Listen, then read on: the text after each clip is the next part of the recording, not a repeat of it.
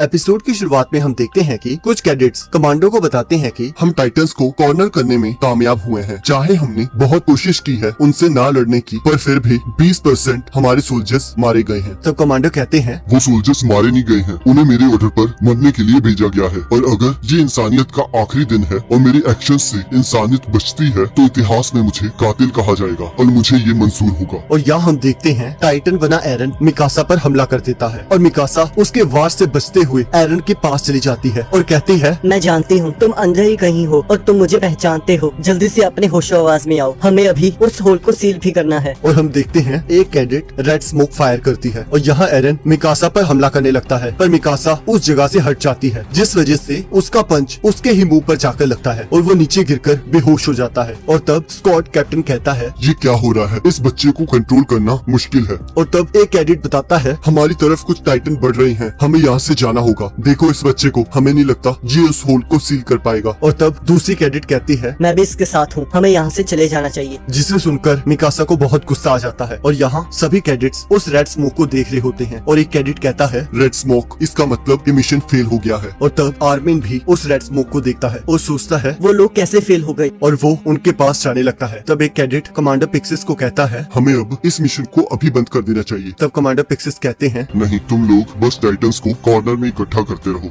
Elite squad खुद अपना decision ले सकती है। जब तक वो खुद वापस नहीं आ जाते हम यहाँ पर अपने प्लान को आगे बढ़ाते रहेंगे। हम अभी हारने की हालत में नहीं है, हम अभी सिर्फ लड़ ही सकते हैं। तो चलो अपनी आखिरी सांस तक लड़ते हैं, हमें इंसानियत के लिए ये सब करना होगा। यहाँ दूसरी तरफ कैडेट्स इलाइट स्क्वाड के कैप्टन को कह रहे होते हैं कि जल्दी से कोई ऑर्डर दीजिए, हमें यहाँ से वापस जाना होगा। ये तुम्हारी गलती नहीं है, ये प्लान पहले से ही रिस्की था। मैं जानता हूँ कि इस प्लान को एक बार ट्राई करना जरूरी था, वो हमने कर दिया है, पर अब इसका कोई फायदा नहीं है, हमें वापस जाना चाहिए। तब कैप्टन कहता है कि हम एरन को ऐसे छोड़कर नहीं जा सकते, हमें इन टाइटन से लड़कर इसे बचाना ही होगा जब तक ये अपने होशो आवाज में नहीं आ जाता। हम चाहे इस चीज को माने ना माने, पर यही हमारी आखिरी उम्मीद है, तो हम इसे ऐसे यहाँ नहीं छोड़ सकते। तब कैडेट कहती है कि तुम्हें दिखाई नहीं दे रहा, ये एक फेलियर है। इतने लोगों ने इसके लिए अपनी जान गंवाई है, क्या तुम चाहते हो कि हम और ज्यादा मरें इसे बचाते बचाते? तब कैप्टन कहते हैं, बिल्कुल सही, हम तब तक लड़ेंगे जब तक एक भी सोल्जर जिंदा है। तब जॉन आकर मार्कुस और कोनी से पूछता है, आखिरकार हो क्या रहा है? तो मार्कुस कहता है, हमें भी पता नहीं है, आर्मिन गया है उन्हें देखने, पर मुझे लगता है सब कुछ ठीक होगा क्योंकि हम एरन को जानते हैं कि वो क्या करने की ताकत रखता है। और यहाँ दूसरी ओर इलाइट स्क्वाड का कैप्टन कह रहा होता है कि हमें इसे बचाना ही होगा क्योंकि हम इस टाइम वापस जाने का खतरा नहीं मोल ले सकते। हम चाहे ना जानते हो कि इसके अंदर क्या है, पर इसके अंदर एक उम्मीद है और जब तक यह उम्मीद जिंदा है हम अपनी आखिरी सांस तक लड़ते रहेंगे। तो यही हमारा मौका है कुछ कर दिखाने का। और तब हम देखते हैं इलाइट स्क्वाड के कैडेट्स टाइटंस को मारने के लिए तैयार हो जाते हैं और वहाँ से चले जाते हैं। तब मिकासा कैप्टन को थैंक यू कहती है। तब कैप्टन कहता है, थैंक यू की जरूरत नहीं है, मैं तो बस तुम्हें तुमसे बचाना चाहता था। अब जाओ बचा लो उस इंसान को जिससे तुम प्यार करती हो। तब मिकासा सोचती है कि आखिरकार एरन तुम अपनी इंजरीज ठीक क्यों नहीं कर पा रहे हो? क्या तुम कभी दोबारा इंसान में बदल पाओगे? और यहाँ आर्मिन भागते हुए एरन की ओर जा रहा होता है और यहाँ एरन एक सपना देख रहा होता है जहाँ वो अपनी फैमिली के साथ होता है। और यहाँ आर्मिन एरन के पास पहुँच जाता है और वो कहता है, एरन तुम ये क्या कर रहे हो? और तब एक कैडेट अपनी टीम को कह रहा होता है कि हमें बस इन टाइटंस को कॉर्नर में लेकर जाना है। जब तक जरूरत ना हो किसी भी टाइटन के साथ लड़ने की कोशिश मत करना, और अगर तुम में से कोई भी मरा तो मैं तुम सबको नहीं छोड़ूंगा। तब एनी पूछती है, अगर कुछ गलत हो जाए तो क्या हम अपनी मर्जी से कुछ भी कर सकते हैं? तब वो कैडेट कहता है, हाँ, जो भी तुम्हें आसान लगे वो करना। और यहाँ हम देखते हैं इलाइट स्क्वाड टाइटंस के साथ लड़ रही होती है। तब कैप्टन मिकासा को एरन का ध्यान रखने के लिए कहता है और मिकासा एरन को बचाने के लिए उसकी ओर भागती है। तब मिकासा सोचती है कि आखिरकार ये टाइटन इधर क्यों आ रहे हैं? यहाँ तो ज्यादा लोग भी नहीं हैं और शायद ये सब एरन के लिए आ रहे हैं। तभी आर्मिन मिकासा से पूछता है, यहाँ हो क्या रहा है और एरन इस तरह से क्यों सोया हुआ है? तब मिकासा आर्मिन को कहती है, वहाँ से हट जाओ, एरन टाइटन को कंट्रोल नहीं कर पा रहा है, ये तुम्हारी जान के लिए खतरा हो सकता है। तब आर्मिन कहता है, तो फिर प्लान का क्या हुआ? तब मिकासा कहती है, हमें प्लान के बारे में भूल जाना चाहिए और अभी के लिए एरन को बचाना जरूरी है। पर यहाँ बहुत सारे टाइटंस इकट्ठा हो गए हैं, हम नहीं जानते हम कितनी देर तक उन्हें रोक पाएंगे। और तब आर्मिन एरन को उसकी टाइटन बॉडी से बाहर निकालने के लिए प्लान बनाने लगता है और कहता है, मुझे उसे बाहर निकालना ही होगा जब तक तुम उन टाइटंस को रोक कर रखो। जब वो पहली बार टाइटन बॉडी से बाहर आया था तब वो टाइटन के कमजोर हिस्से से बाहर आया था, तो मुझे लगता है ये काम कर जाएगा। और वो एरन के गले पर अपनी तलवार से हमला कर देता है जिससे टाइटन बना एरन चिल्ला उठता है। तब मिकासा आर्मिन को कहती है, तुम वहाँ से जल्द हट जाओ इससे पहले कि तुम मारे जाओ। तब आर्मिन कहता है, मेरी फिक्र करना छोड़ो और वो करो जिसमें तुम बेस्ट हो। और मिकासा वहाँ से चली जाती है। तब आर्मिन एरन को कहने लगता है कि क्या तुम्हें मेरी आवाज आ रही है? तुम्हें उठना होगा, अगर तुम नहीं उठे तो हम सभी मारे जाएंगे। जाएंगे। जो भी ये बॉडी तुम्हारे साथ कर रही है, तुम्हें लड़ना होगा इसके साथ। आखिरकार तुम एरन ईगल हो, यहाँ से बाहर निकलो, हमें तुम्हारी जरूरत है, बाहर निकलो। तब एरन सोचता है कि ये क्या बात कर रहा है, कौन सी लड़ाई, मैं तो सो रहा था। तुम्हें याद है उन्होंने तुम्हारी माँ के साथ क्या किया था? तुम्हें अपनी माँ की मौत का बदला भी लेना है। तब एरन सपने में कहता है कि जो तुम कह रहे हो इसका कोई भी मतलब नहीं बन रहा। देखो मेरी माँ वो रही मेरे सामने, वो मरी नहीं है। पर आर्मिन फिर भी एरन को उठाने की कोशिश करता रहता है। तब एरन कहता है कि क्यों तुम मुझे बाहर ले जाना चाहते हो? मेरा यहाँ से जाने का बिल्कुल भी मन नहीं कर रहा। और यहाँ हम देखते हैं एक एक करके टाइटन्स स्क्वाड के सभी मेंबर्स को खाने लगते हैं और बचे हुए मेंबर्स मुश्किल से उन टाइटन्स को मार रहे होते हैं। तभी एक टाइटन इलाइट स्क्वाड पर हमला कर देता है और कैप्टन सभी को पीछे हटने के लिए कहता है। और तभी वहाँ मिकासा आ जाती है और वो उस टाइटन पर हमला कर देती है। यहाँ कोनी को बचाने के लिए जॉन एक टाइटन को अपने पीछे बुलाता है और कुछ दूर जाकर जैसे ही वो अपना ओडियम गियर यूज करने की कोशिश करता है तो वो देखता है कि वो खराब हो चुका होता है। और तब एक दूसरा टाइटन आकर उस पर हमला कर देता है और जॉन उस राक्षस से भागता हुआ इधर उधर भागने लगता है। और तब कोनी कहता है आखिरकार जॉन अपना ओडियम गियर यूज क्यों नहीं कर रहा? प्लीज मुझे ये मत कहना कि उसका ओडियम गियर काम नहीं कर रहा। तभी जॉन एक घर में जाकर छुप जाता है और एक टाइटन उसकी ओर बढ़ रहा होता है। और तब आर्मिन एरन को कहता है कि तुम्हें उठना होगा। तुम्हें याद है कि हम लोग बाहर की दुनिया देखना चाहते थे। तुम्हें पता है दीवारों के पार पहाड़ है, रेगिस्तान है, ओशियंस है और जंगल है। वो दुनिया जो मेरे माता पिता देखना चाहते थे।